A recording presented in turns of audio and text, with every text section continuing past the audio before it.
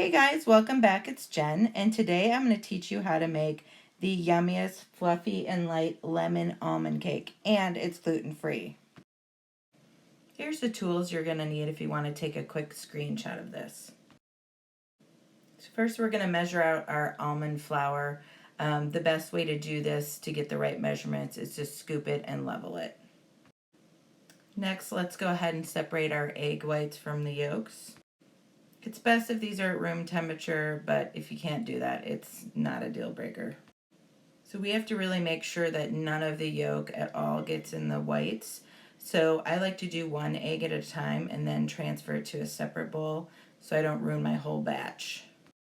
If you do get a little egg yolk in it, just try your best to get it out, and if you still have a little left, it's okay. It'll still whip up, but it'll just take a little longer. Also, make sure that you put your eggs you need out in a separate bowl because you will lose count. I hate when that happens. Time to zest that lemon. I love this part. It smells so good. Okay, go ahead and put your yolks and sugar in the mixing bowl and beat it on high until it's thick and creamy and lightens up in color. It'll take about 3 minutes. Okay, so go ahead and add the lemon zest now. And just hand mix that in a little bit. Okay, you can start adding the almond flour. I find just adding a little at a time is easiest, and just fold it in and stir it around just by hand. Okay, now grab a second mixing bowl and put all the egg whites in there, and you're going to beat this on high until stiff peaks form. That should take about 2 minutes if you didn't have any egg yolk in there. If you did, it should take about 3 times longer, maybe longer. Just keep whipping it up till it stiff peaks form. We have a lot of eggs in this bowl, so it may be hard to see the peaks, so it's basically going to look like cotton candy.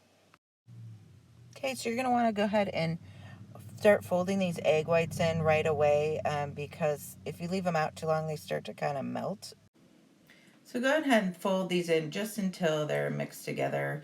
We don't want to overmix this. Time to coat our pans with some cake release. I highly recommend you using this cake release. It's never let me down. It's equal parts vegetable oil, vegetable shortening, and flour. Okay, go ahead and fill your pans halfway full with the batter.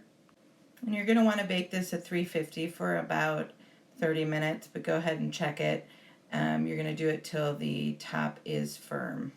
And also until a toothpick comes out of the center clean. You can go ahead and put your almond slices on the top now before you bake it.